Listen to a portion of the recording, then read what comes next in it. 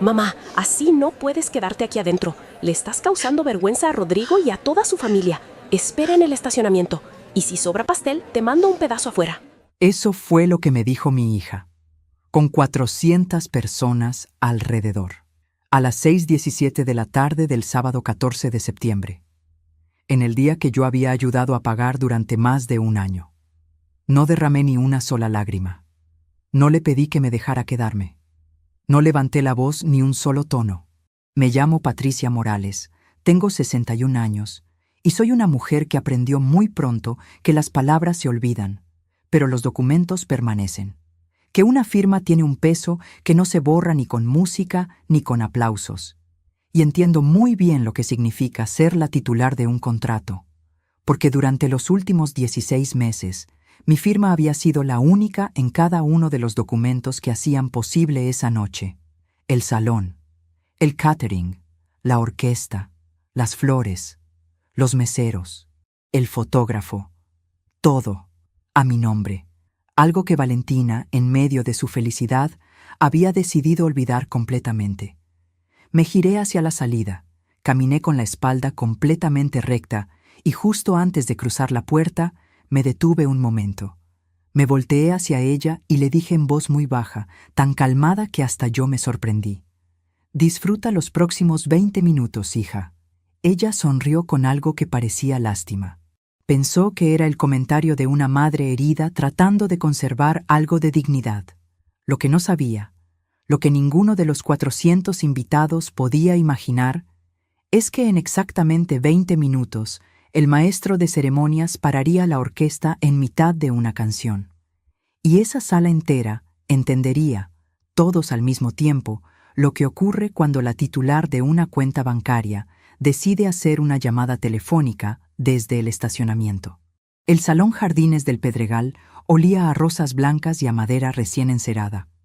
Los candelabros de cristal tallado colgaban del techo como constelaciones artificiales, lanzando reflejos dorados sobre los manteles de lino bordado a mano. Copas de cristal alineadas con precisión milimétrica en cada mesa.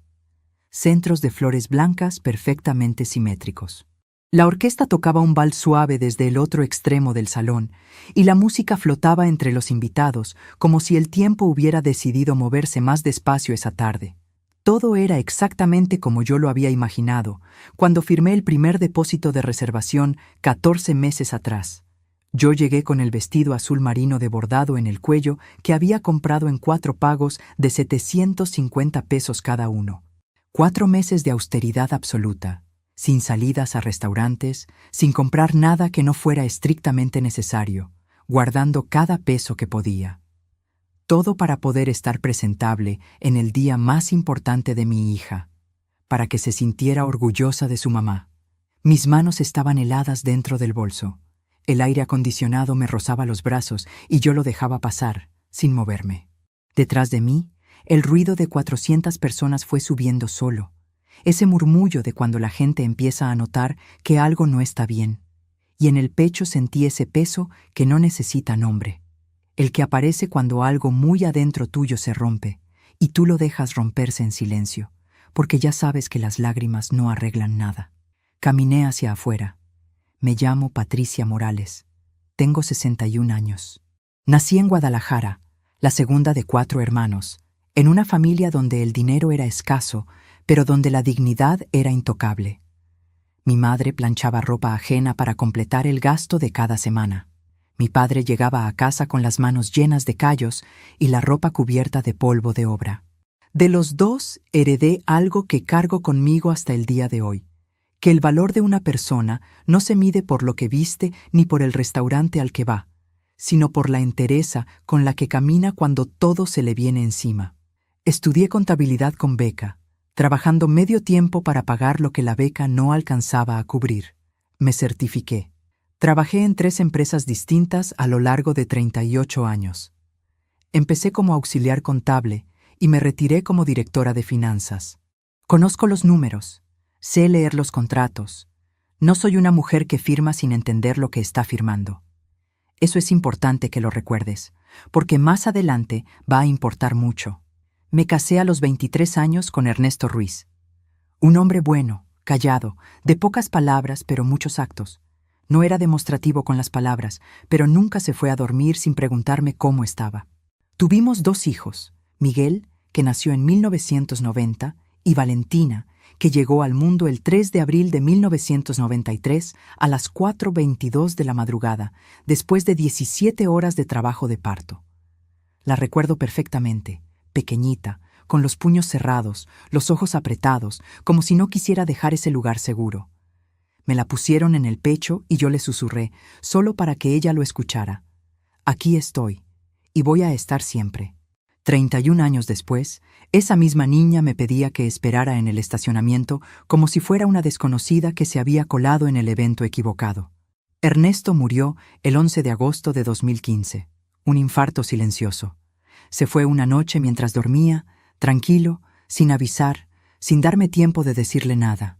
Y desde esa noche quedé sola con la hipoteca, con los recibos de los servicios, con las carreras incompletas de los hijos, con las emergencias que nunca llaman antes de llegar, y con esa soledad de madrugada que nadie menciona cuando te hablan de enviudar. No me rendí. No podía permitírmelo. Así que seguí de pie. Valentina terminó su carrera de administración de empresas, consiguió buen trabajo y se fue a vivir sola. Yo la acompañé en cada paso. Y cuando, hace 3 años, me presentó a Rodrigo Castellanos en una cena de domingo, lo recibí con los brazos abiertos. Era educado, de familia acomodada de Monterrey, bien presentado y con buenos modales. Le di mi aprobación de corazón, porque era lo que mi hija merecía. Hace 16 meses, Valentina me llamó emocionada. Rodrigo le había propuesto matrimonio. Yo lloré de alegría al otro lado del teléfono. Lloré de verdad. Lo que yo no sabía en ese momento es que desde esa llamada algo en mi hija comenzó a cambiar. O quizás no comenzó ahí. Quizás simplemente desde esa noche dejó de disimularlo. Hay historias que no se olvidan. Si esta es una de ellas para ti, dale me gusta a este video y suscríbete al canal. Escríbeme en los comentarios desde dónde me estás escuchando. ¿México? ¿Colombia? ¿Estados Unidos? ¿España? ¿Argentina? Cada comentario me dice que vale la pena seguir contando. Ahora, para entender lo que ocurrió ese 14 de septiembre en ese salón, necesitas conocer todo lo que vino antes, porque lo que pasó no fue espontáneo. Fue construido lentamente, con cuidado, ladrillo por ladrillo, y yo, que llevo casi 4 décadas detectando inconsistencias en balances contables, tardé demasiado tiempo en leer las señales que tenía justo frente a mis ojos. ¿Quieres saber cuándo fue la primera? No fue en el salón, fue mucho antes. Fue en esa misma cena de domingo de hace 16 meses, cuando Valentina, resplandeciente con su anillo nuevo, me dijo algo que en ese momento decidí interpretar como entusiasmo de recién comprometida. Hoy sé que fue la primera advertencia, la primera de muchas que estaban por venir. Esa cena del domingo fue el 18 de mayo de 2023. Lo recuerdo con precisión porque esa tarde había lloviznado en Guadalajara, una de esas lloviznas suaves que no mojan, pero sí cambian el olor del aire. Valentina llegó a mi casa con Rodrigo y traía en la cara una sonrisa que yo no le veía desde que era adolescente. Me tendió la mano sin decir nada. Solo extendió los dedos hacia mí. En el anular, un solitario de diamante en banda de oro blanco. Sencillo pero impecable. Lo tomé entre mis dedos, lo sostuve un momento, y algo en mi pecho se abrió. No por el anillo en sí, por la cara de mi hija, porque en ese instante ella era pura, genuina, radiante. Y yo, en ese momento, era simplemente su madre orgullosa. La cena fue larga y cálida. Había cocinado pollo en salsa verde, arroz, frijoles de olla, lo que Valentina pedía desde niña cada que llegaba a casa. Rodrigo comió con gusto, conversó bien, fue atento. Todo parecía perfecto. Todo parecía exactamente como yo siempre lo había imaginado que sería ese día. Y entonces llegó la frase. Una frase que sonó completamente natural en ese momento, pero que hoy, con todo lo que sé, reconozco como el primer ladrillo de una construcción que llevaba tiempo planeada.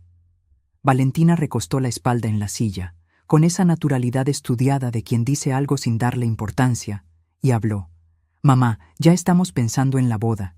Queremos algo que esté realmente a la altura. La familia de Rodrigo viene de Monterrey, gente acostumbrada a cierto nivel. Pensamos en el Salón Jardines del Pedregal.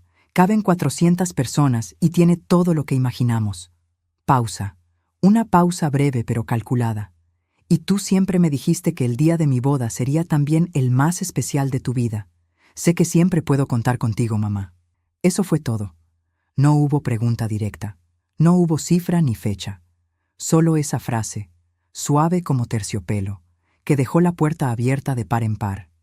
Yo debería haber reconocido esa técnica. La vi durante casi 4 décadas en juntas de negocios y negociaciones financieras. Cuando alguien no te pide algo explícitamente, sino que construye el contexto para que tú sientas que la decisión ya fue tuya desde el principio. Se llama anclar la decisión antes de hacer la propuesta. Lo sé muy bien, pero esa noche no lo vi, porque era mi hija, y el amor de madre tiene una forma particular de apagar exactamente los radares que más necesitas. 3 semanas después, el 6 de junio de 2023, llegó el primer mensaje, sin preámbulo, sin «Hola mamá, ¿cómo estás?», solo el nombre del salón, el monto del depósito de reservación y el número de cuenta. 170,000 pesos. Y al final, una línea. ¿Puedes hacerlo esta semana? Rodrigo ya habló con sus papás de lo que les corresponde a ellos. Guardé ese mensaje. No lo sé bien por qué lo hice con tanto cuidado, pero lo guardé.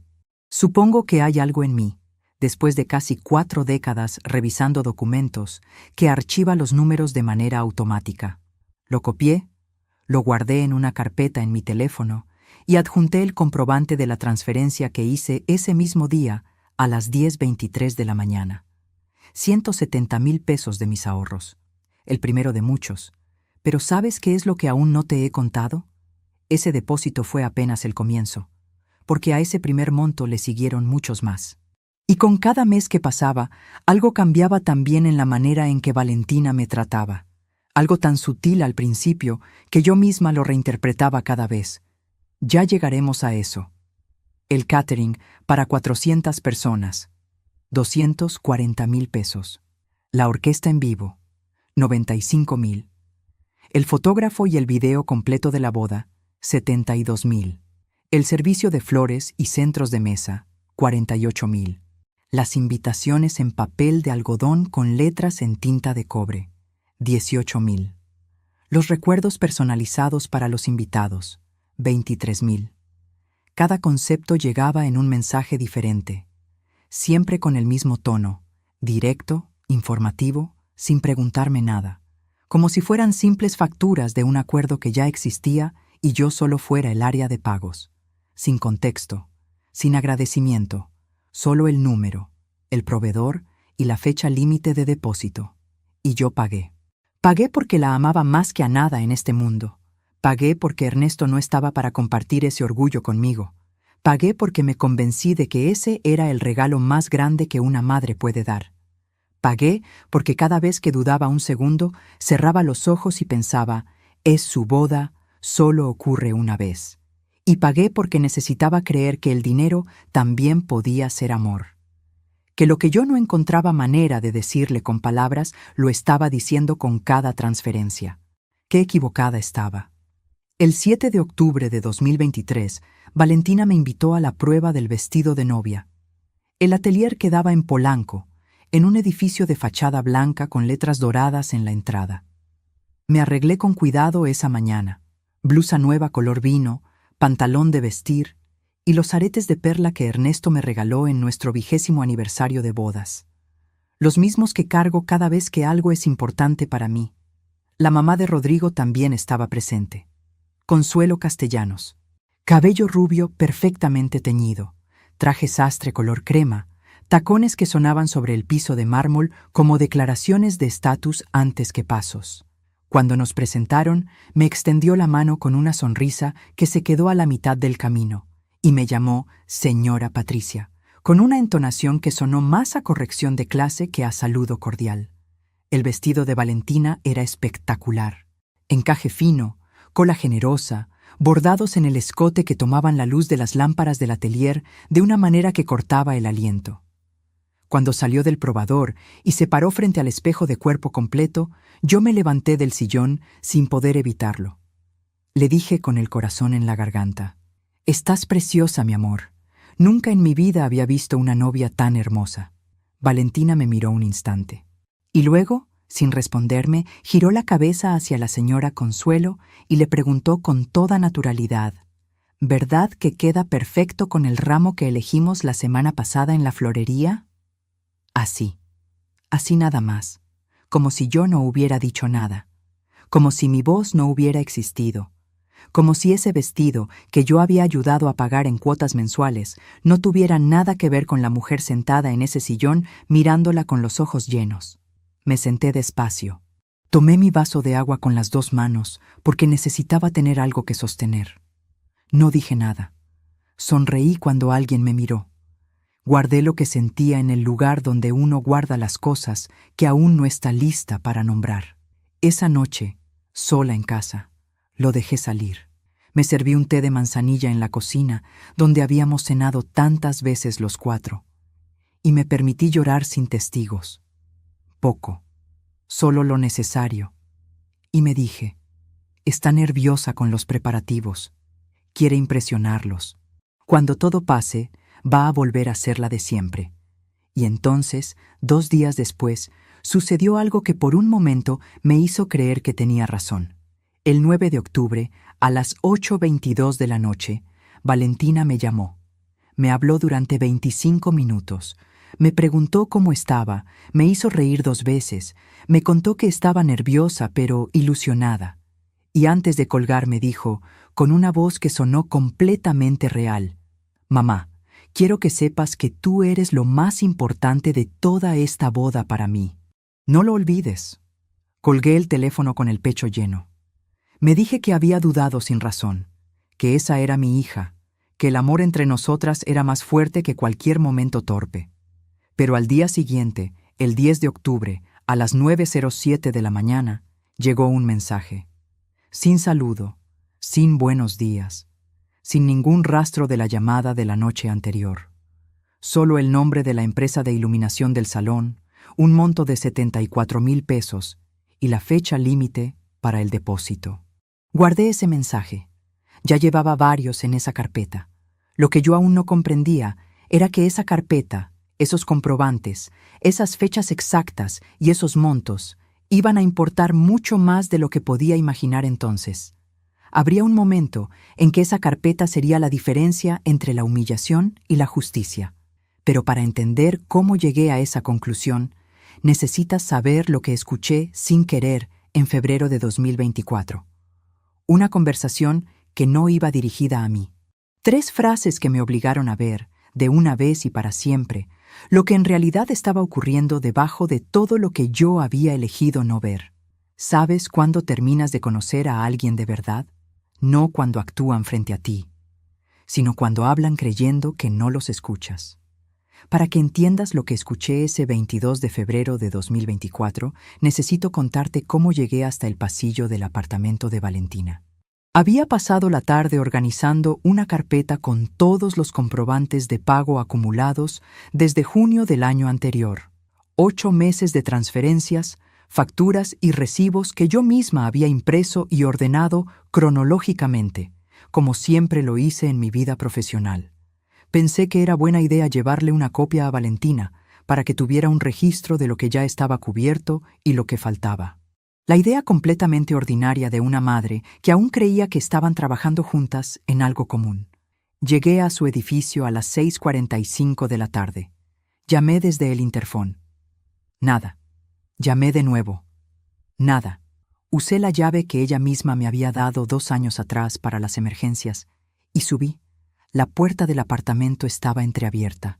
Entré con cuidado, llamándola en voz baja, y entonces escuché su voz. Venía del cuarto de estar, clara y relajada. La voz de alguien que habla sin saber que la están escuchando. Hablaba por teléfono. Me detuve en el pasillo. No pude moverme.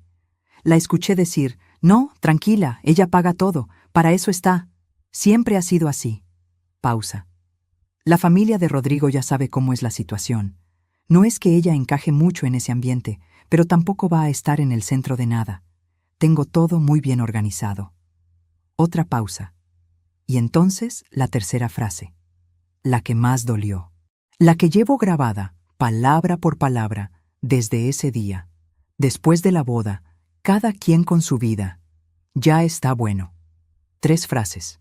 Ahí estaba yo, con una carpeta de comprobantes en las manos, parada en el pasillo de la casa de mi hija, escuchando cómo describía nuestra relación a otra persona. No entré, no la llamé, no dije nada. Salí del apartamento con los mismos pasos con los que había entrado. Cerré la puerta sin hacer ruido. Bajé en el elevador en silencio. Y cuando llegué a mi coche, en el estacionamiento del edificio, me quedé sentada un buen rato con la carpeta de facturas sobre las piernas, mirando el volante sin ver nada. No lloré. No en ese momento. Solo pensé, con una claridad extraña y fría que nunca antes había sentido con tanta nitidez. Esta mujer tiene un plan. Y yo soy parte de ese plan. No como madre, como financiadora.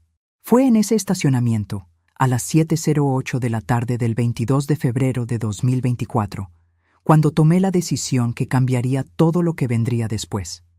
No iba a confrontarla. No todavía. Primero iba a asegurarme de que cada peso puesto en esa boda quedara perfectamente documentado.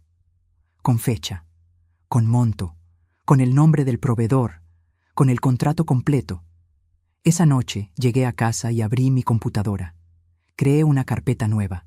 Le puse un nombre simple, boda. Y adentro empecé a organizar todo. Los comprobantes impresos, los contratos escaneados, cada mensaje que me había llegado solicitando un pago, cada transferencia que yo había realizado. Esa noche, sumé todo por primera vez desde el principio. 716,000 pesos. Y faltaban 6 meses y medio para el 14 de septiembre, pero yo aún no sabía lo que esos meses me tenían guardado.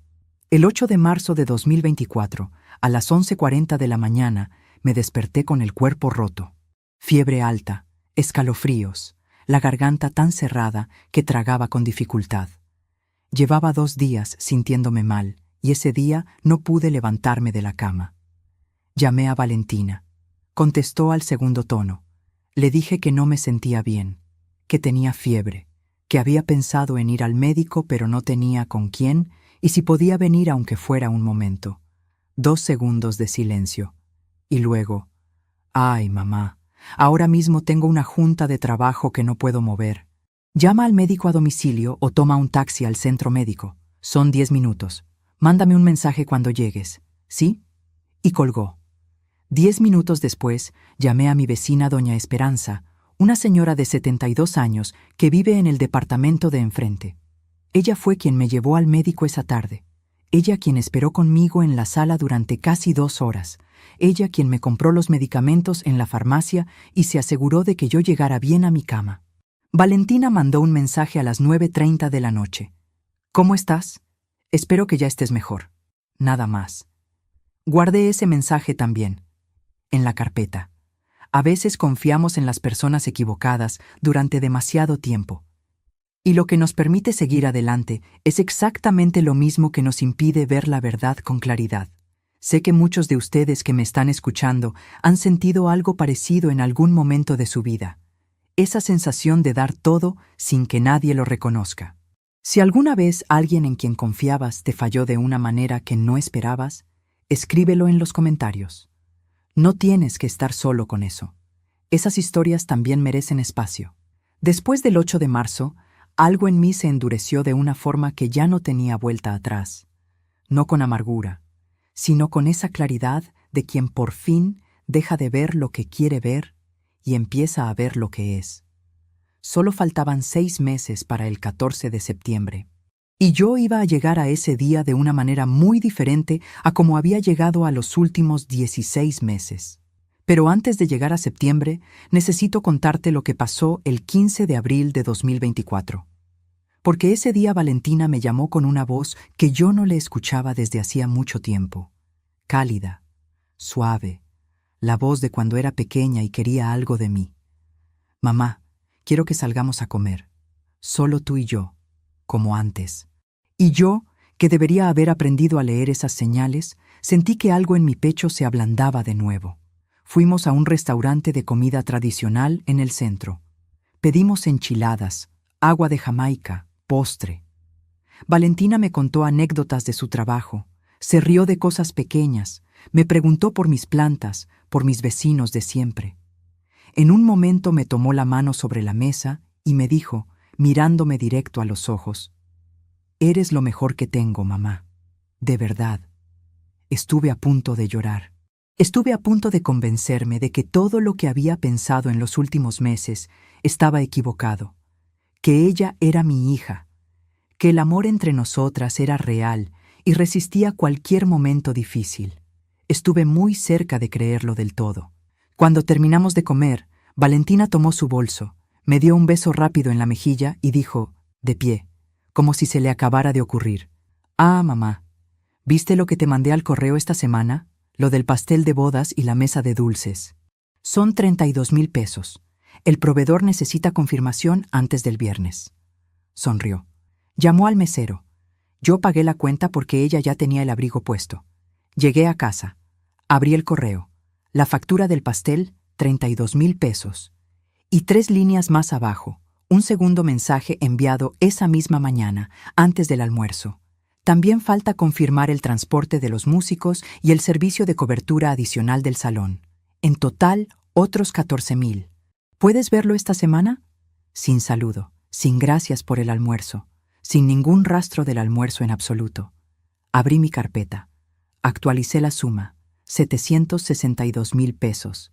Y faltaban exactamente 5 meses y un día para el 14 de septiembre. ¿Sabes qué fue lo que finalmente me hizo pasar de documentar en silencio a tomar una decisión concreta y definitiva? No fue el dinero. Fue lo que descubrí 2 semanas después, cuando mi hijo Miguel me llamó para contarme algo que había escuchado por accidente. Algo sobre lo que la familia de Rodrigo había aportado realmente para esa boda. Y cuando escuché la respuesta, entendí, de golpe y de una sola vez, la dimensión exacta de lo que había estado ocurriendo desde el primer día. Miguel me llamó el 30 de abril de 2024. Fue directo, como siempre lo es. Me contó que en una reunión de trabajo había coincidido con un conocido de alguien de la familia Castellanos, un hombre de Monterrey que, sin ninguna intención de causar daño, con la naturalidad de quien dice algo que cree que todos ya saben, le mencionó que los padres de Rodrigo habían decidido desde el inicio no involucrarse en los gastos del evento, que la mamá de Valentina tenía todo bajo control. Así lo dijo. Así nada más. Como si fuera un acuerdo establecido del que yo era la única que no había recibido el memorándum. Miguel me lo dijo con cuidado, midiendo las palabras, y al final preguntó: «¿Tú sabías eso, mamá?». Le dije que no exactamente. Le dije que estaba bien, que no se preocupara. Colgué. Abrí la carpeta en la computadora. Actualicé la suma. Ese mes había salido el pago del maestro de ceremonias y un ajuste menor del catering que no me había detenido a desglosar por separado. 818,000 pesos, solo con mi nombre, solo con mi firma, solo con lo que había ahorrado en 38 años. Y la contribución documentada de la familia Castellanos. 0. Ni una sola transferencia en ninguna cuenta de ningún proveedor con un apellido que no fuera el mío. Me quedé sentada frente a la pantalla un buen rato, no con rabia, sino con esa sensación precisa de cuando los números confirman lo que ya sabías, pero no habías escrito todavía en blanco y negro. Tomé el teléfono. Estuve a punto de marcar el número de Valentina, pero lo dejé sobre la mesa. En casi 4 décadas de carrera, aprendí que nunca se confronta una irregularidad sin tener primero toda la información ordenada. Y yo aún no tenía todo. Faltaban 4 meses y medio para el 14 de septiembre. El tiempo trabajaba a mi favor, siempre que yo mantuviera la calma y siguiera documentando. Así que guardé el teléfono y seguí. El 14 de junio de 2024, Valentina organizó una cena en su apartamento. Los padres de Rodrigo habían venido desde Monterrey para 2 días de coordinación con proveedores, y Valentina quiso aprovechar para reunirnos a todos. Llegué a las 7:05 de la noche con un pastel de 3 leches que había preparado desde las 9 de la mañana, porque esa es la manera en que mi familia siempre llegó a una mesa ajena, con algo hecho con las manos. La señora Consuelo Castellanos abrió la puerta.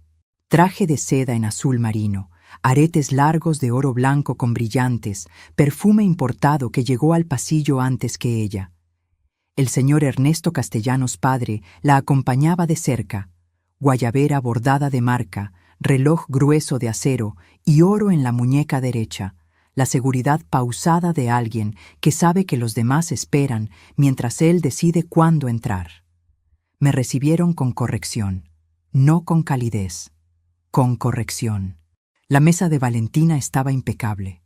Vajilla nueva que nunca le había visto antes. Copas de cristal que resonaban al brindar. Velas blancas en candelabros que tampoco reconocí. Todo arreglado con un esmero que yo no veía cuando llegaba un martes sin aviso. El departamento olía a flores frescas y a un guisado que alguien había preparado con cuidado. Todo muy distinto al lugar que yo conocía de las visitas ordinarias. Durante la cena conversamos de la boda, de la luna de miel en Europa, de propiedades y de viajes. El señor Castellanos mencionó de paso un departamento en Madrid que la familia usaba en los veranos. La señora Consuelo habló de la decoradora de interiores que había rediseñado su sala principal en Monterrey el mes anterior. Yo escuché. Comí con cuidado. Bebí agua, porque el vino que sirvieron esa noche valía más de 2.800 pesos la botella, y yo llevaba más de un año guardando cada peso que podía. Valentina llevaba un vestido nuevo, seda color champagne, corte impecable. Yo llevaba la misma blusa que había usado en la cena del compromiso de mayo del año anterior. La misma que guardo con cuidado cada vez que la lavo, porque en mi familia la ropa buena se usa con gratitud. No se reemplaza por temporada.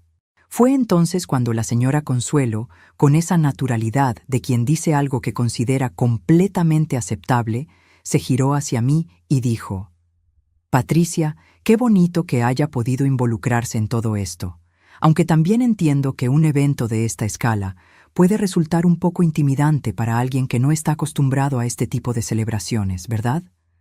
No todos tienen experiencia organizando algo así». Valentina no dijo nada. No me miró. Rodrigo tomó su copa y bebió despacio. El señor Castellanos asintió, como si el comentario fuera una observación perfectamente razonable. Y yo, con más de 800,000 pesos de mis ahorros puestos en esa noche, con mi nombre en cada contrato de ese salón, de esa orquesta, de ese catering y de esas flores, escuché cómo la madre del novio me describía como alguien que podría estar intimidada por la escala de un evento que yo había financiado casi en su totalidad. No cambié la expresión, no apreté la mandíbula, no moví un solo músculo de la cara. Tomé mi copa de agua. La dejé sobre el mantel con exacta precisión. Y respondí con una voz tan tranquila que el silencio alrededor de la mesa se volvió más denso antes de que yo terminara la frase. «Para nada, Consuelo. Casi 4 décadas gestionando presupuestos importantes me dieron una tolerancia bastante alta para los números grandes. Lo que más disfruto de este proceso, la verdad, es entender con claridad quién firma qué, en qué fecha y cuáles son los derechos del titular de cada contrato ante cualquier eventualidad.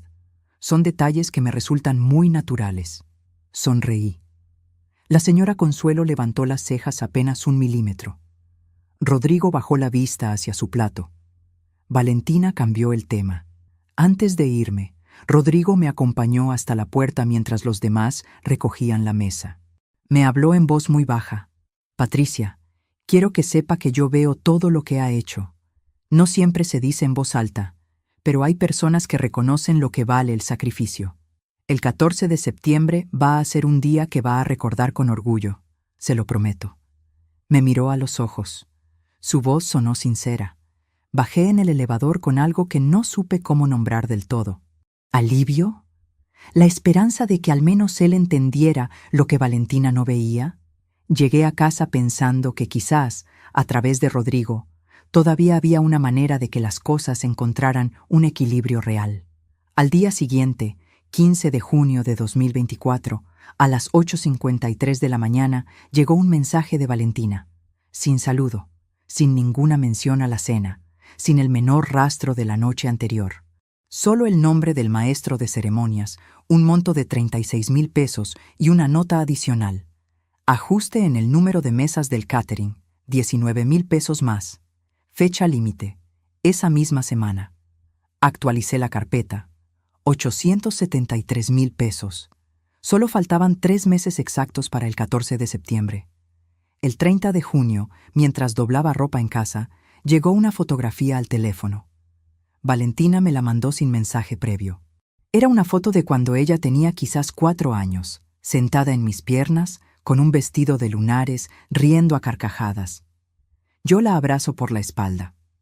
Tengo el cabello largo que usé en esos años. Las dos reímos hacia algo fuera del cuadro. Abajo de la foto, solo 4 palabras. La encontré entre las cosas de papá. Te quiero. Me quedé con el teléfono en la mano durante mucho tiempo. Estuve a punto de llamarla. Estuve muy cerca de decirle que todo lo que había pasado podíamos hablarlo, que todavía éramos nosotras. 3 horas después llegó otro mensaje, sin saludo, sin contexto. Mamá, falta liquidar el saldo del fotógrafo, 44,000 pesos, fecha límite el 5 de julio. Guardé la foto y guardé ese mensaje, los dos en la misma carpeta. Solo faltaban 6 semanas para el 14 de septiembre cuando sonó mi teléfono el 16 de agosto de 2024 a las 3:30 de la tarde. Era Valentina. Pero la voz que escuché no era la voz calculada de los mensajes de pago, ni la voz de la cena del compromiso, ni la del almuerzo de abril. Era una voz diferente. Una voz que yo reconocí de inmediato, porque la había escuchado antes, muchos años atrás, cuando Valentina era joven y tenía un problema que no sabía cómo enfrentar sola. Era la voz de alguien que necesita a su mamá. Y lo que me pidió ese día fue algo que yo, en ese punto, no esperaba escuchar. Algo que durante unas horas hizo que yo volviera a dudar de todo lo que había decidido, y que después, cuando entendí el contexto completo, confirmó con más claridad que nunca lo que venía preparándose desde mucho antes de que yo lo pudiera ver. El 16 de agosto de 2024, a las 3:30 de la tarde, contesté la llamada de Valentina, y la voz que escuché me detuvo. No era la voz calculada de los mensajes de pago, no era la voz de la cena con los castellanos, donde cada palabra llegaba medida y pulida. Era algo diferente, más blando, más frágil. La voz de una mujer que está cargando algo que le pesa y que llama a su madre porque no sabe a quién más llamar. Me dijo que los últimos días habían sido muy difíciles, que los nervios de la boda la tenían sin dormir bien, que quería que todo saliera perfecto, que Rodrigo estuviera tranquilo, que la familia de Monterrey no tuviera ningún motivo de queja, y que había surgido un ajuste de último momento. Era necesario incluir el arreglo floral para la ceremonia religiosa en la iglesia, más una extensión del servicio de valet parking para los invitados que llegarían desde Monterrey en vehículos propios. 41,000 pesos más. ¿Puedes verlo, mamá? Solo faltan unas semanas y ya cerramos todo. De verdad no sé qué haría sin ti en todo esto. La escuché. Y algo en mí, esa parte que no termina de apagarse aunque uno lo intente, quiso creerle. Le dije que lo revisaría y le daba respuesta antes de que terminara el día. Colgué. Abrí la computadora y entonces hice algo que no había hecho desde que empezó todo esto. Tomé los contratos originales, desde el primero, y los leí enteros. No para revisar montos, para leerlos como lo que soy. Como la directora de finanzas que pasó 12 años analizando documentos que otras personas firmaban sin leer. El contrato del Salón Jardines del Pedregal estaba primero en la carpeta, firmado el 8 de julio de 2023. Lo abrí. Lo leí cláusula por cláusula. Y en la segunda página, en el apartado de responsabilidades, encontré algo que el día que firmé no detuve a leer con la atención que merecía. Contratante: Valentina Ruiz Morales. Responsable de pagos y titular de los derechos de cancelación y modificación: Patricia Morales. 2 roles, separados con toda claridad desde la primera hoja. Uno para organizar y decidir. Mi hija. Uno para pagar, cancelar y responder ante cualquier eventualidad. Yo. Este contrato estaba fechado el 8 de julio de 2023, 3 semanas después de la cena del compromiso del 18 de mayo. 3 semanas en las que Valentina había visitado el salón, negociado las condiciones y establecido esta estructura sin que yo hubiera pisado ese lugar ni una sola vez para ninguna negociación. Ella fue, habló con los coordinadores, definió los términos y me puso ahí, en ese documento, como la titular, antes de mostrarme una sola línea del contrato. Revisé los demás, el del catering, idéntica estructura, Valentina como contratante, Patricia Morales como responsable y titular, firmado el 22 de julio de 2023. El de la orquesta, igual, agosto de 2023. El del fotógrafo, igual, agosto de 2023. Todos construidos de la misma manera. Todos antes de que yo viera una sola página. Todos diseñados con una lógica que ahora, leyéndolos juntos, era perfectamente clara. Que yo pagara, que yo respondiera, que yo fuera la titular, y que Valentina tomara todas las decisiones sin que eso implicara ninguna responsabilidad financiera de su parte. Me levanté de la silla. Fui al ventanal de la sala. Afuera, la tarde del 16 de agosto era dorada y quieta. Los árboles de la calle no se movían. Un perro cruzó la banqueta de enfrente. Todo era completamente normal. Yo por dentro era otra cosa. Solo faltaban 29 días para el 14 de septiembre. Y yo acababa de entender que esto no había empezado el 18 de mayo de 2023 en la cena del compromiso. Había empezado antes. En alguna conversación entre Valentina y Rodrigo, en algún momento que yo no estuve, alguien dijo: «Mi mamá puede financiar todo, solo hay que pedirle de la manera correcta». Y alguien respondió: «Entonces que quede como titular desde el inicio. Así no hay ningún problema». Ese plan ya existía cuando Valentina extendió la mano hacia mí con el anillo. Existía cuando me dijo: «Siempre puedo contar contigo, mamá». Existía cada vez que me mandaba una factura sin saludo. Yo no era la madre de la novia. Era el departamento de finanzas de una boda que alguien más había diseñado para mí desde antes de que me invitaran. Esa noche no lloré frente a nadie, porque no había nadie. Pero sí me permití, sola en la cocina a las 11:20 de la noche, con una taza de té que se fue enfriando sin que yo la tocara, sentir el peso completo de lo que había descubierto. No lo nombré en voz alta. No le puse ninguna etiqueta.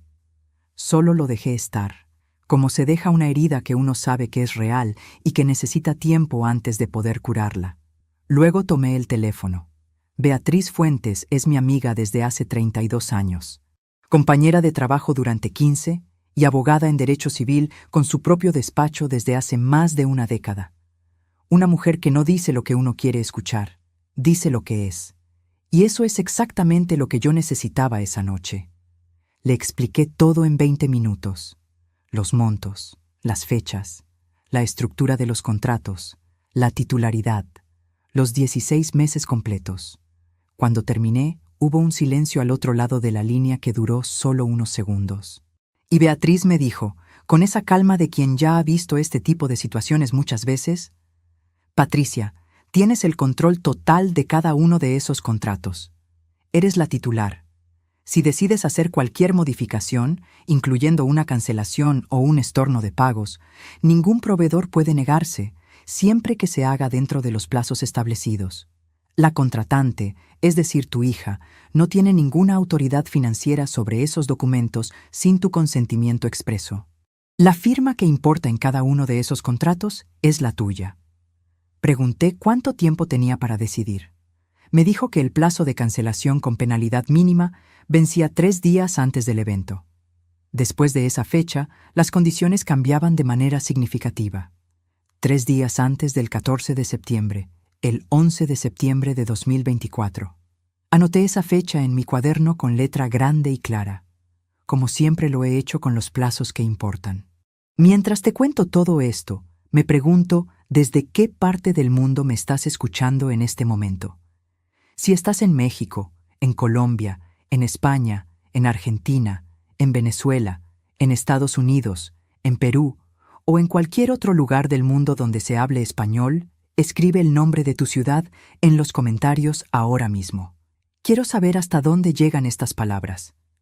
De verdad me importa saberlo. Los días que siguieron fueron los más extraños que he vivido en mucho tiempo. Externamente seguí funcionando igual. Respondí los mensajes de Valentina sobre los últimos detalles. Confirmé el pago de los 41,000 pesos que me había pedido el 16 de agosto. Coordiné con un par de proveedores que necesitaban confirmaciones. Todo como siempre, con la misma puntualidad de siempre. Pero por dentro, algo se había asentado en mí de una manera que ya no tenía movimiento. El 1 de septiembre de 2024, a las 10:15 de la mañana, llegó un mensaje de Valentina con instrucciones para el día del evento. Hora de llegada de los familiares, protocolo de entrada, código de vestimenta. Y al final, sobre mí, una sola línea. Mamá, llegas a las 6:30. Yo estaré desde las 5:00 recibiendo a los invitados de Monterrey. No hace falta que vengas antes. No hace falta que vengas antes. Lo guardé. Ya llevaba docenas de mensajes en esa carpeta. Solo faltaban 13 días para el 14 de septiembre. El 10 de septiembre de 2024, a las 11:47 de la noche, tomé el teléfono y le escribí a Beatriz un mensaje de 3 líneas. Mañana necesito que me expliques con exactitud cómo se ejecuta el proceso de estorno desde la titularidad. Quiero entender cada paso antes de decidir. Ella respondió en 2 minutos. Mañana a las 10. Te llamo yo. Solo faltaban 4 días para el 14 de septiembre. Y yo todavía no había tomado la decisión final. Pero la estaba mirando de frente. Beatriz me llamó el 11 de septiembre de 2024, a las 10:03 de la mañana, exactamente cuando había dicho que lo haría. Hablamos 42 minutos. No hubo rodeos. Me explicó que como titular de los contratos, yo tenía derechos plenos sobre cada documento que había firmado. Si ejecutaba un estorno desde mi cuenta bancaria, los proveedores recibirían una notificación de cancelación de pago y el servicio quedaría automáticamente suspendido, pendiente de una nueva autorización que solo yo podía otorgar.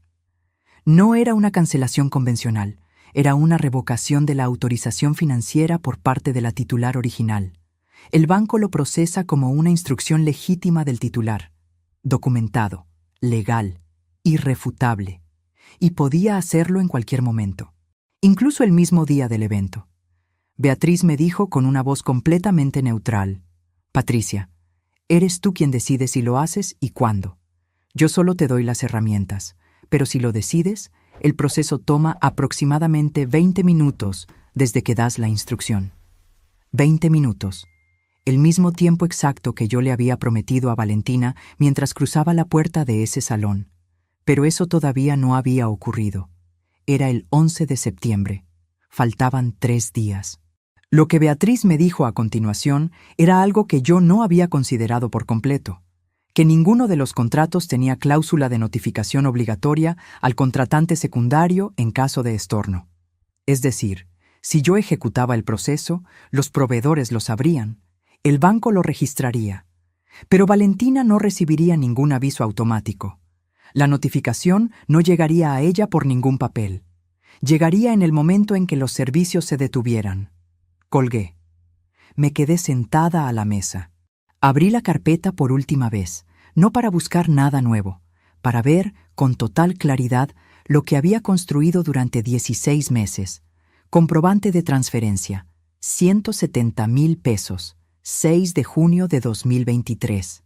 Titular: Patricia Morales, Salón Jardines del Pedregal. Contrato firmado el 8 de julio de 2023.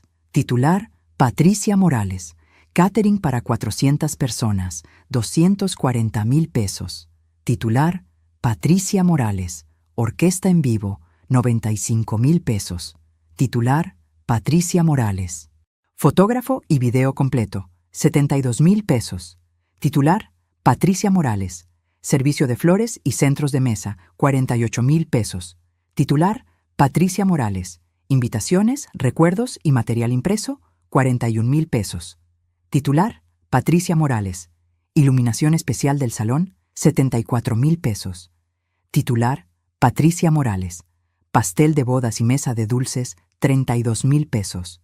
Titular, Patricia Morales. Transporte de músicos y cobertura adicional, 14,000 pesos. Titular, Patricia Morales. Maestro de ceremonias, 36,000 pesos. Titular, Patricia Morales. Ajuste de catering y mesas adicionales, 19,000 pesos. Titular, Patricia Morales. Arreglo floral del altar y valet parking extendido, 41,000 pesos.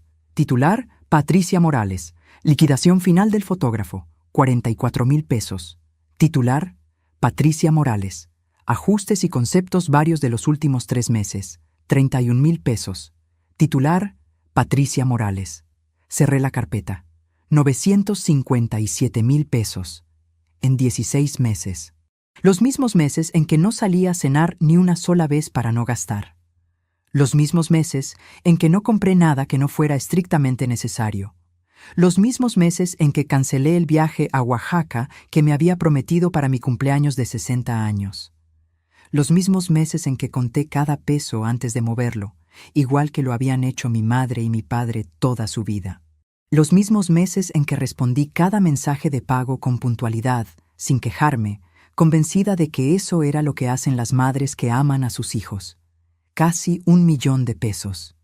Y ni un solo centavo con el apellido Castellanos. El 12 de septiembre de 2024, a las 7:15 de la tarde, sonó el teléfono. Era Miguel. Su voz tenía ese tono particular de quien acaba de ver algo y necesita mostrárselo antes de que pase más tiempo.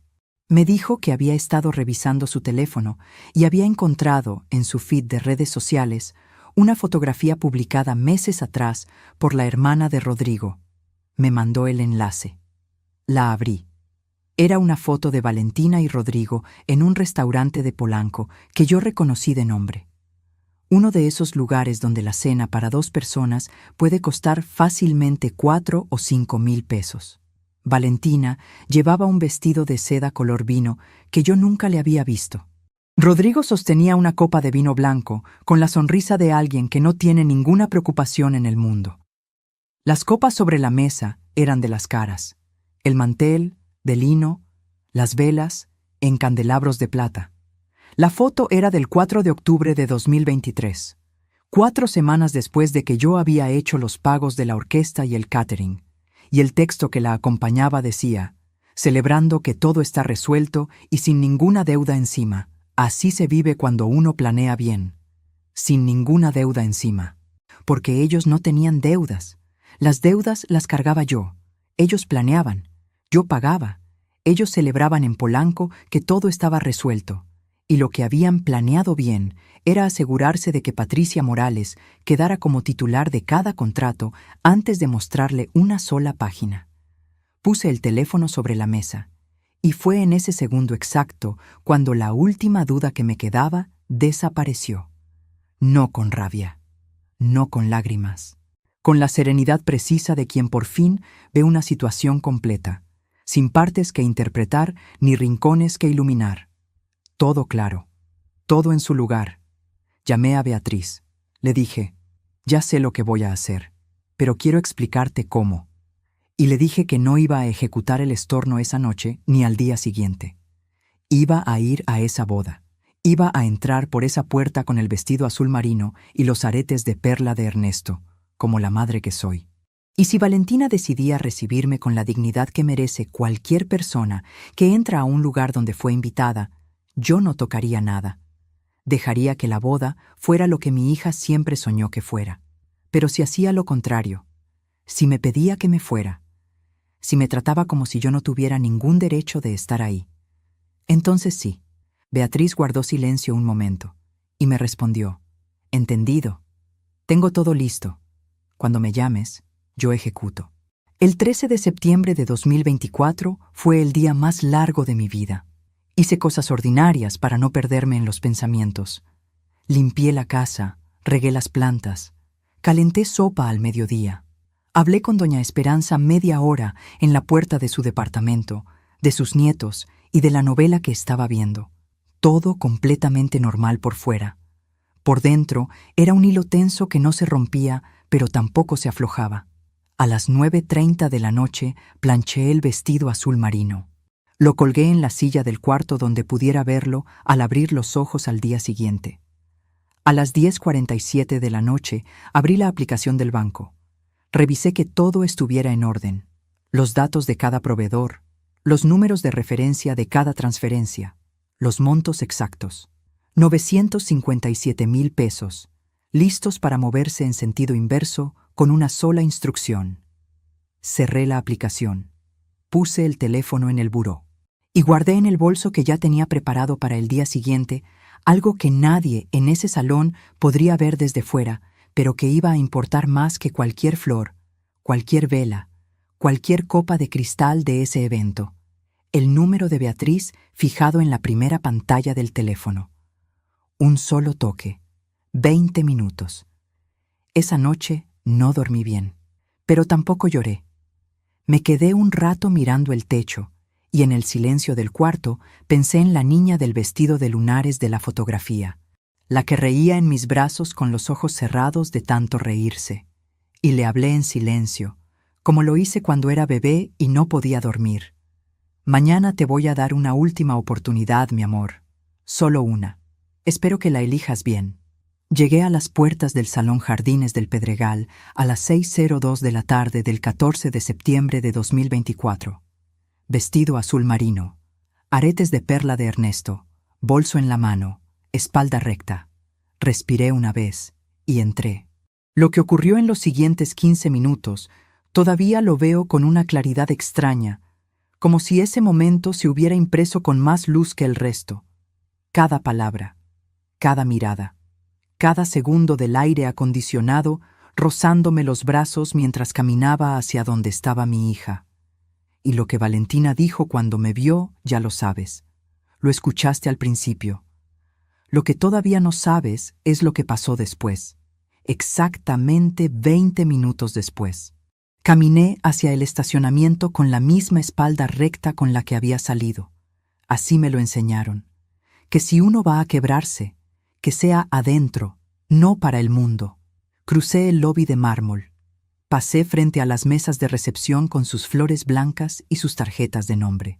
Empujé las puertas de cristal hacia afuera. El aire de esa noche de septiembre llegó de golpe.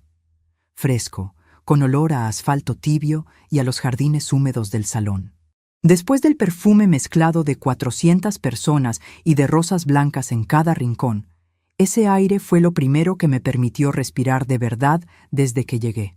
Caminé hasta mi coche, un Nissan gris de 10 años que conoce cada tope de mi colonia. Me senté en el asiento del conductor. Cerré la puerta con cuidado y me quedé un momento con las manos sobre las rodillas, mirando el parabrisas sin ver nada. A través del cristal, la fachada iluminada del Salón Jardines del Pedregal brillaba con la luz dorada de las celebraciones importantes.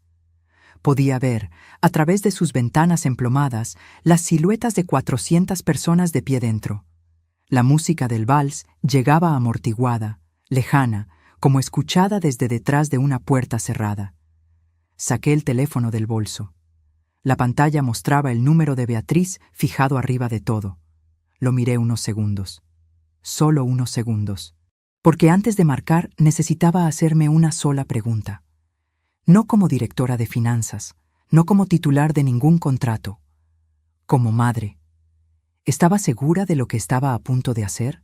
Pensé en la niña del vestido de lunares de la fotografía, la que reía en mis brazos con los ojos cerrados de tanto reírse. Le había dado 16 meses de paciencia. Le había dado una última oportunidad esa misma tarde, y ella la había usado para pedirme que esperara afuera por si sobraba pastel. Marqué. Beatriz contestó al primer tono. Le dije solo 4 palabras. Es hora, procede con todo. Entendido, dame 15 minutos.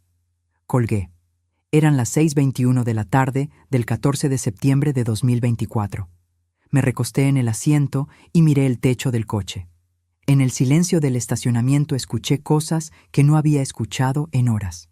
El rumor suave del tráfico en la avenida de afuera. Un motor que arrancaba 2 filas más adelante. el sonido de mis propias manos al entrelazarlas sobre el regazo. No pensé en el dinero, no pensé en los contratos, pensé en Ernesto, en lo que él me hubiera dicho en ese momento. Ernesto era un hombre que nunca levantó la voz, pero que tampoco dejó pasar una injusticia sin decir lo que pensaba en voz queda y firme.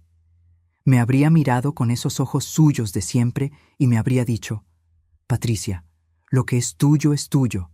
Eso no cambia porque alguien te diga que esperes afuera.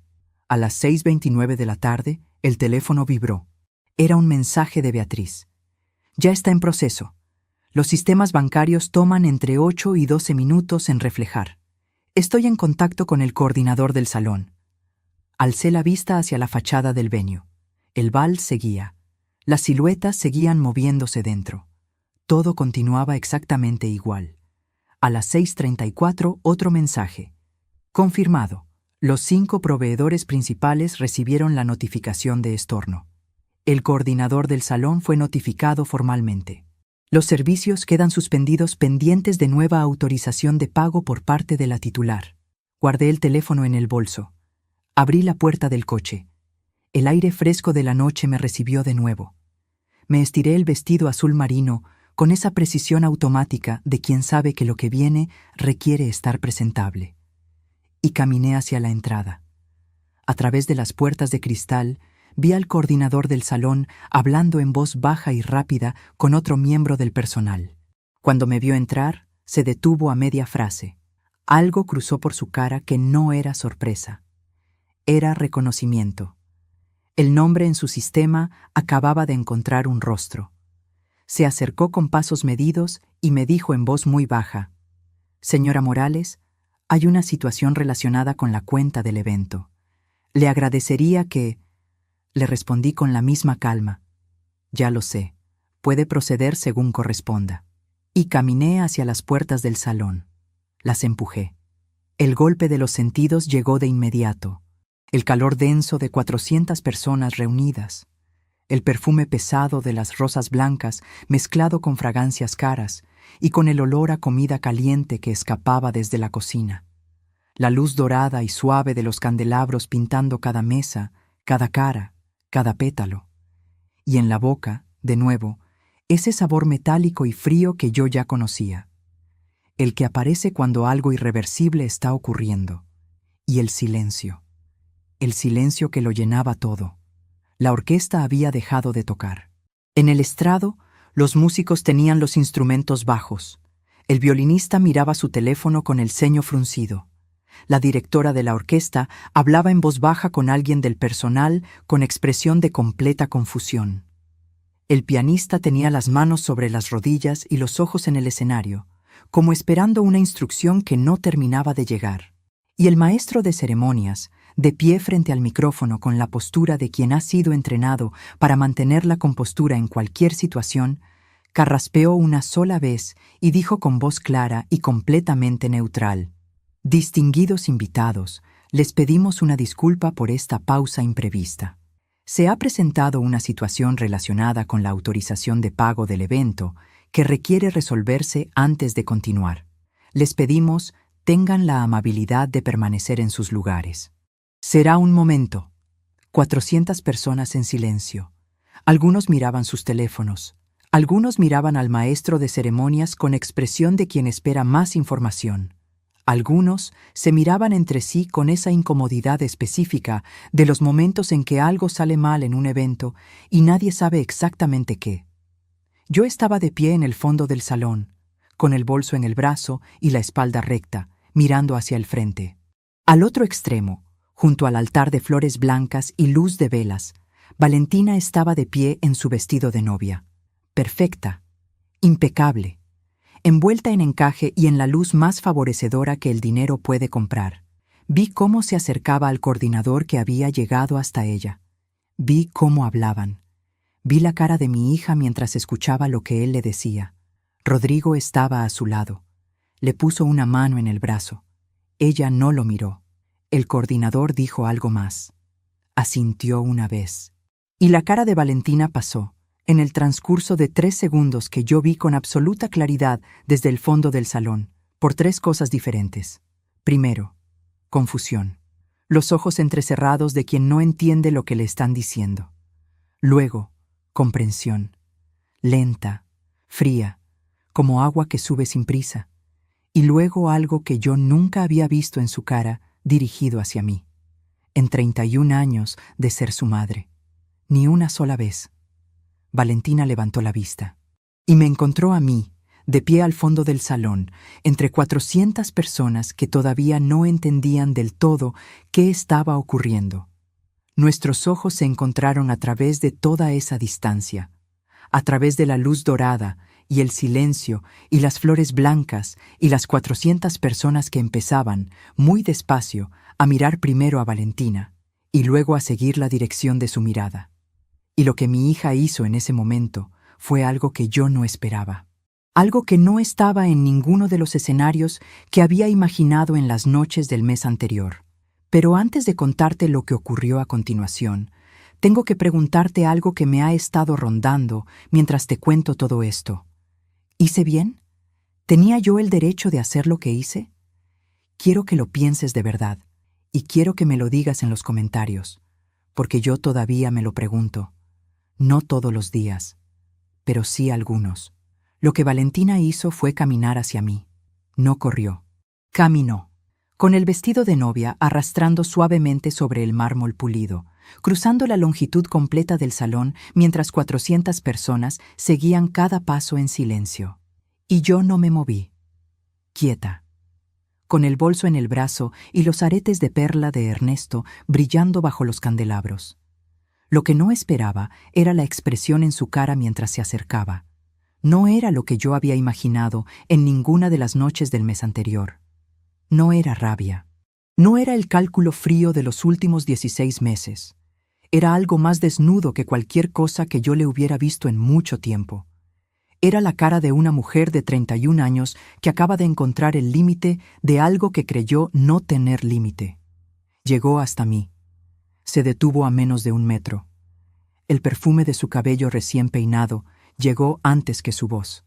Me miró de frente, sin levantar el tono, con 400 personas detrás de ella y el silencio del salón pesando sobre todo como una manta. «Mamá, ¿qué hiciste?» 3 palabras, sin escena, sin grito. Solo esas 3 palabras en voz baja, con una confusión que todavía no había terminado de convertirse en otra cosa. Le respondí con la misma calma, lo que me correspondía a Valentina. Algo se movió en su cara. La confusión empezó a ceder terreno hacia algo más conocido y más seguro para ella. La indignación. Esto no puede quedar así. Hay 400 personas aquí. Hay una familia que viajó desde Monterrey. Tienes que llamar a quien sea y arreglarlo ahora mismo. Valentina. Solo su nombre. Con la voz quieta de quien ya no tiene nada que demostrar. Ella se detuvo. 4 meses ahorrando 750 pesos al mes para poder comprarme el vestido con el que entré aquí esta noche. 957,000 pesos en 16 meses sin que nadie me lo pidiera directamente. Y la esperanza de que sobrara pastel. El silencio que siguió fue diferente a todos los silencios anteriores de esa noche. Rodrigo llegó hasta nosotras antes de que ese silencio terminara.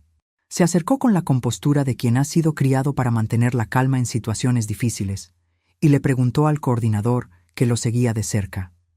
¿Quién es la titular de la cuenta? El coordinador dijo mi nombre con voz completamente neutral. Rodrigo me miró, y en sus ojos vi algo que no había visto antes, vergüenza genuina. No la cortesía calculada de la cena de junio, vergüenza real, del tipo que no se puede administrar del todo. Me dijo en voz baja, Patricia, entiendo que pudo haber habido malentendidos durante todo este proceso. Si usted da la instrucción para restaurar los servicios, yo me comprometo personalmente a que esto no quede sin respuesta. Podemos hablar de cualquier... Rodrigo. Lo interrumpí con gentileza, sin dureza, sin rabia. No hay malentendidos, hay contratos. En esos contratos hay una firma, y esa firma es la mía. Fue entonces cuando llegó la señora Consuelo Castellanos. Cruzó el salón con esa elegancia de siempre. Traje de seda, tacones que sonaban sobre el mármol como declaraciones. Pero esta vez Había algo diferente en su cara. Una mujer acostumbrada a leer situaciones sociales complejas en fracción de segundo. Y lo que estaba leyendo en este momento no era lo mismo que había leído en la cena de junio. Se detuvo a un paso de mí. Me miró. El coordinador se acercó a ella con discreción y le dijo algo en voz baja. Vi cómo la señora Consuelo lo escuchaba. Vi el momento exacto en que él mencionó el monto total. Vi cómo sus ojos se abrieron apenas 1 milímetro más, ese único milímetro que delata lo que el resto de la cara intenta no mostrar. 957,000 pesos, todo de Patricia Morales. Ningún peso de nadie más. La señora Consuelo no dijo nada, pero la manera en que me miró después era completamente diferente a cualquier mirada que me había dirigido antes. No había corrección de clase. No había el «qué bueno» dicho con inflexión condescendiente. Había algo más parecido al reconocimiento forzado de alguien que acaba de entender algo que preferiría no haber entendido. Fue en ese momento cuando Valentina habló, con una voz que ya no intentaba ser nada más que lo que era, sin audiencia calculada, sin el personaje que había estado construyendo para la familia de Monterrey durante 16 meses. Me dijo, «Arruinaste todo lo que planeamos». Y yo respondí con la frase más importante que he pronunciado en mucho tiempo. «Todo lo que yo pagué, querrás decir». 6 palabras. Vi cómo le llegaban. Vi cómo aterrizaban, una por una, como fichas que caen, y cada caída confirma lo que la anterior había empezado. Vi cómo la cara de mi hija pasaba por algo que yo reconocí, no con satisfacción, sino con el dolor específico de una madre que ve a su hija entender algo tarde. El señor Castellanos padre, que había llegado hasta nosotros sin que yo lo notara, preguntó a su hijo en voz baja, «¿Cuánto dijo el coordinador?» Rodrigo no respondió. La señora Consuelo dijo el número con la voz plana de quien transmite información sin querer que suene a lo que es. Casi 1 millón de pesos, solo de ella. El señor Castellanos miró a Rodrigo. Rodrigo no levantó la vista, y entonces Valentina rompió. No con gritos, no con escena. Se le llenaron los ojos de lágrimas de una manera que yo reconocí de inmediato, porque la había visto así muy pocas veces en su vida. Cuando era pequeña y algo le dolía de verdad, no el dolor de berrinche, sino el otro, el que va más adentro. Me dijo, con la voz apenas saliendo, «Mamá, yo nunca quise que...». Se detuvo. Cerró los ojos un segundo. Yo nunca quise que fuera así. Yo la miré, a mi hija en su vestido de novia, con los ojos brillantes, con la luz de los candelabros haciendo sombras suaves sobre las flores blancas a su alrededor. Y en esa frase incompleta, en ese «nunca quise que fuera así», que no terminaba de explicar qué cosa exactamente no había querido, vi lo más honesto que me había dicho en 16 meses. No era la disculpa perfecta, no era el reconocimiento completo de todo lo que había ocurrido, pero era real. Y eso, en ese momento, importaba. No dije nada por unos segundos.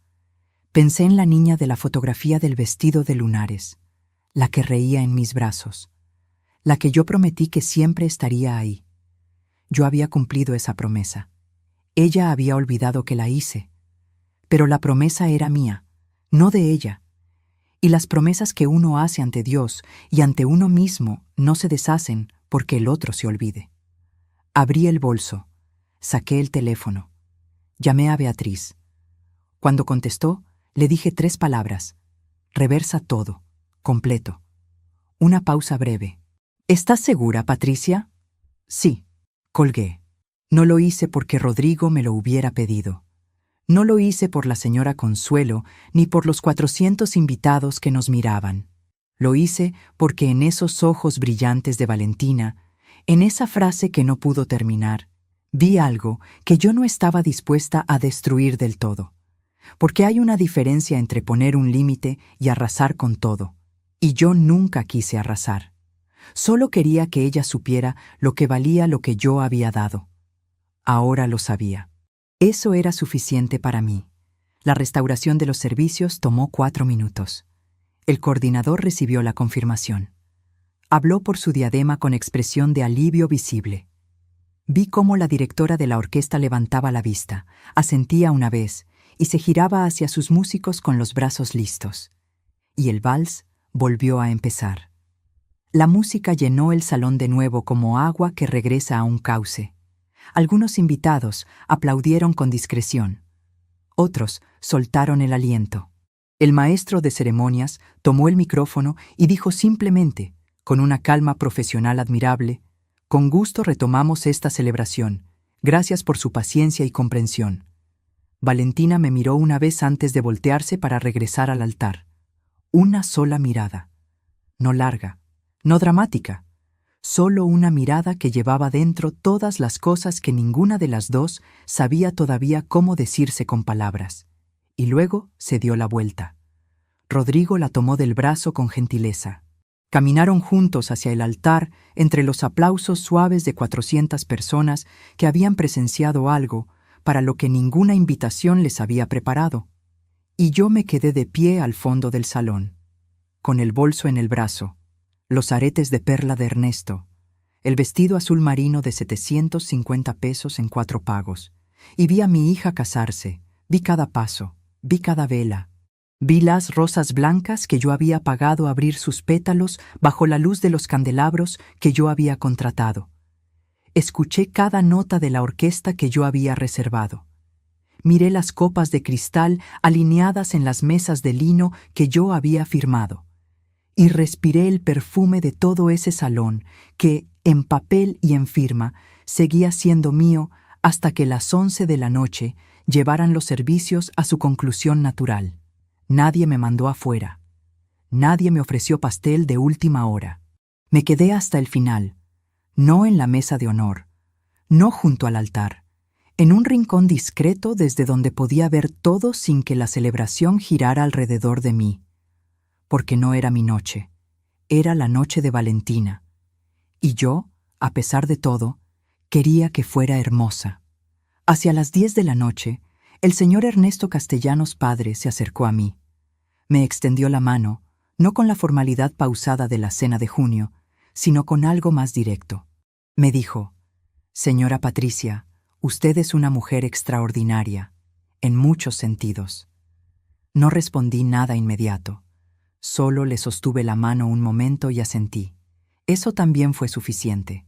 A las 11:15 de la noche, cuando los invitados empezaban a despedirse y la orquesta tocaba sus últimas piezas, Valentina se acercó a mí por segunda vez en la noche.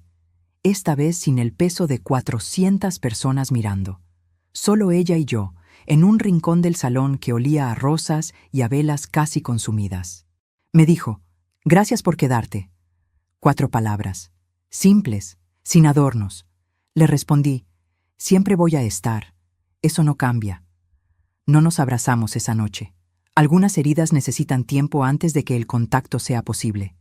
Pero estuvimos ahí, de pie, una frente a la otra, en ese salón que yo había pagado y que ella había llenado de flores blancas. Y en ese espacio entre las dos cabía todo lo que aún faltaba por decirse, y también la certeza de que todavía había algo entre nosotras que podía sobrevivir lo que había pasado. Salí del Salón Jardines del Pedregal a las 11:48 de la noche del 14 de septiembre de 2024. El aire de la madrugada, que ya se insinuaba, olía a tierra húmeda y a gardenia de los jardines.